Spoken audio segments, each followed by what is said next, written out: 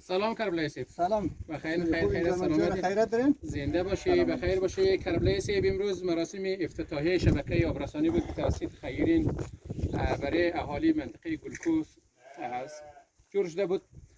دیگه امروز بخیر افتتاح کردیم. چقدر سهولت ایجاد شده بخش از این مردم و از این منطقه؟ چقدر از مشکلات شما نجات پیدا کردید؟ خیلی زیاد. از گیرون بساخ بله. تا سر سیاسن که خانه عزیز الله رحمانیه. بله. دیگه تشکر از شما تشریف آوردین. تشکر از حاجی صاحب نجیب که زحمت کشیدن، مصرف کردن، خرج کردن.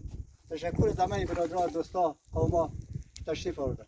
سلامت باشین، بخیر باشین. ایتا بخش دوستا از بگی شاید عزیزانی باشد که مثلا اینمزی ابتکارات از شما مثلا الگو بگیرن. شما قبلا چقدر در مشکلات روبرو بودین؟ مثلا فعلا چقدر در آسایش بودین؟ چقدر در راحتی بودین؟ نمیرم بخش مردم بگید. قبلا خو اینجا منطقه کالینی افتای اینجا تا نبخات کلن یا در خر یا در شانه مردم ها اینجا. اینا الحمدلله خدا رو شکر یعنی دیگه خیلی سهولت خیلی خوب.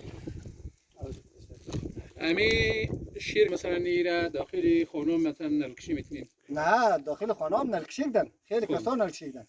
هر خانه برای خود نلکشیدن. یه تنه که یک قریه نیه.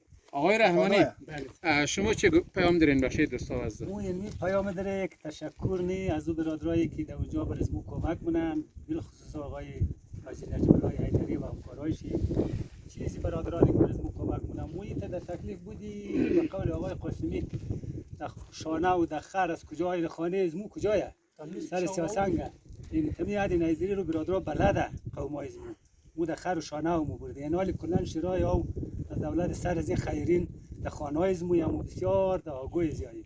یعنی امروز هم که در بهره برداری رسید خدا را سپاسگزاری و تشکری از شما برادران مونی و از کسای حاجی صاحب که در ایراسا خدمت کردن کلا تشکر.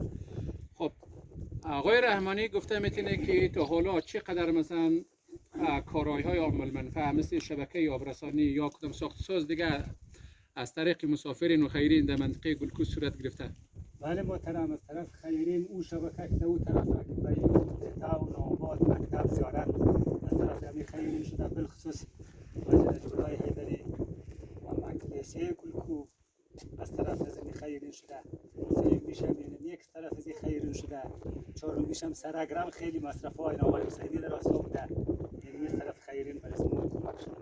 خب ان شاء الله از این بعدم به یاری خدا مو از یاد توقع داره که در رابطه با سرک مو طرف دیگرا واسه طرف دیگار واسه طرف بازار بسیار خبر. چیزی که دقیقاً شما یادآور کردین مو بهار نجم دادی امین مسئله را انجینر صاحب نجیرم یادآور شد و امو زحماتی مثلا در شخشی سراوی امزی سرکم به خود گرفته که امروز شبم همراه ما یک سری گپا در مورد امزی سرک زد که یگانه مشکلات مردمی نه تنها بگیم گلکو مردمی مثلا تمکی مردمی نیقلن اینمی سرک که مثلا از منطقه گامورده به طرف بیرم بیدره باید طرف خروج باید طرف گلزیر باید مثلا از اون طرف سریاب نمیفهمم که طرف شاکی بره یگانه راهی است که مثلا اینمی مردم را با هم وصل منه و مسیر را خیلی کوتاه منه این خیلی به نفع از مردم. بله دیگه امیر رقم که دوستای اشاره فرمود اینا لازم اگر بخواهید منطقه تمکی یا